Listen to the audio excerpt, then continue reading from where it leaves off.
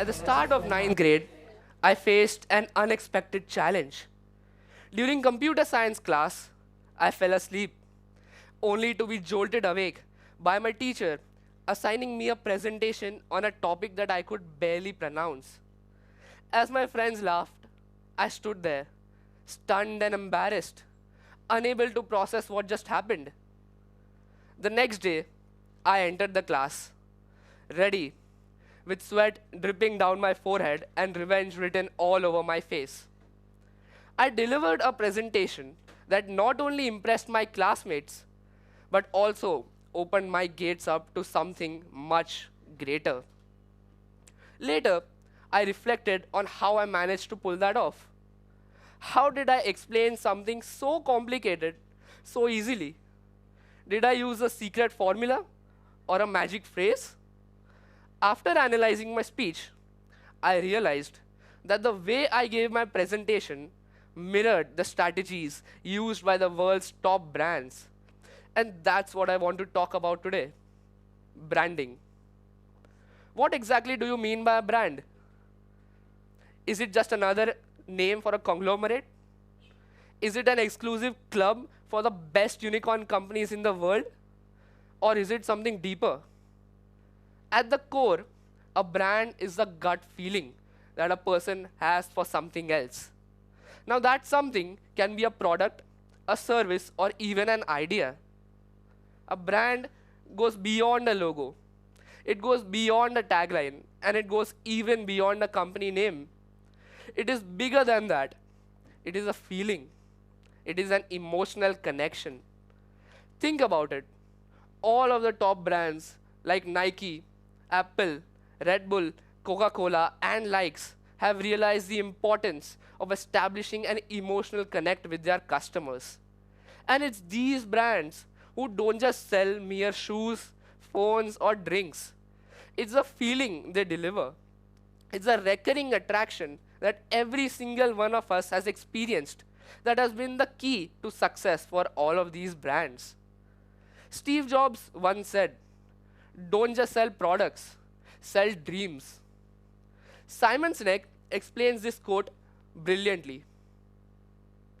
He says that most companies, when explaining themselves, start with what they do and follow it with why they do it.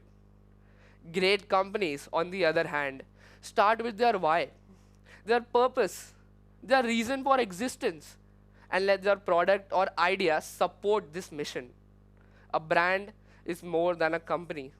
A brand stands for something greater. Take Levi Strauss as an example.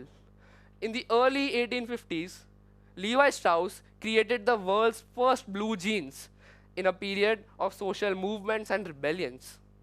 Levi was clear from the beginning. It stood for freedom and right to equality.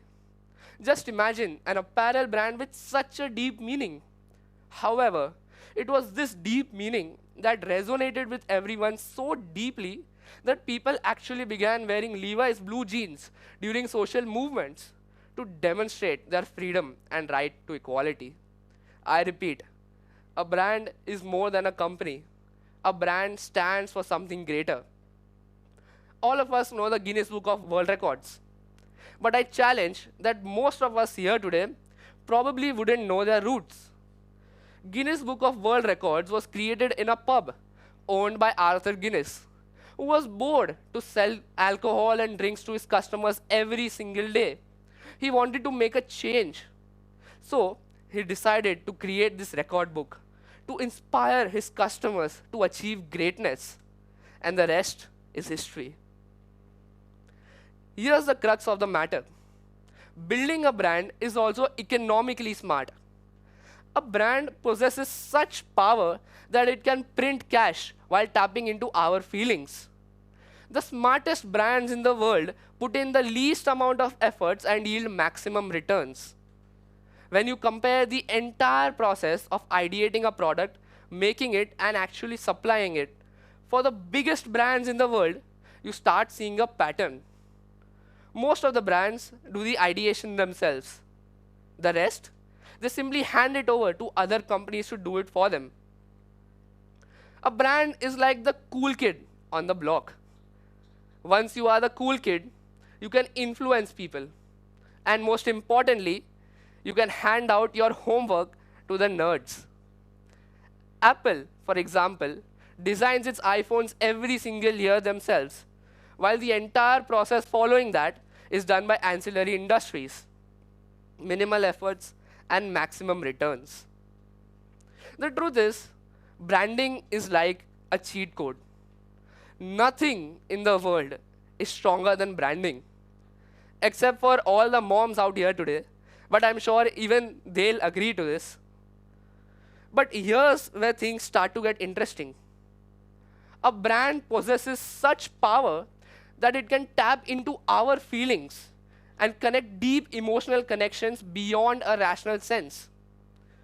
Branding isn't just emotional, it's scientific.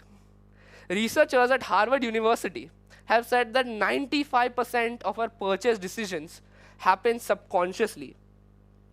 An experiment was conducted between Apple users and Samsung users, where both the types were told negatives about Apple and Samsung, and their brain activity was recorded.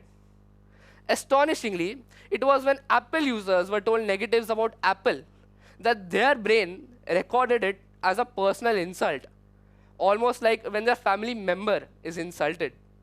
I repeat, a brand is more than a company. A brand stands for something greater.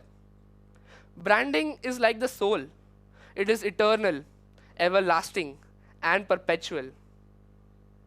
Over time, our problems have changed. Our situations have changed. And so has the world. The next big thing is going to be remote work. In the next decade or so, people are going to take up multiple jobs using the power of AI. The greatest brands in the world have forged a key to almost lock your rational side of the brain and unlock it during purchases. In a world that is going to be filled with unoriginality and common thinking, what if you had the power of that key? In my presentation, I tried to connect more with the audience rather than actually talking about the topic. I established an emotional connection using my key.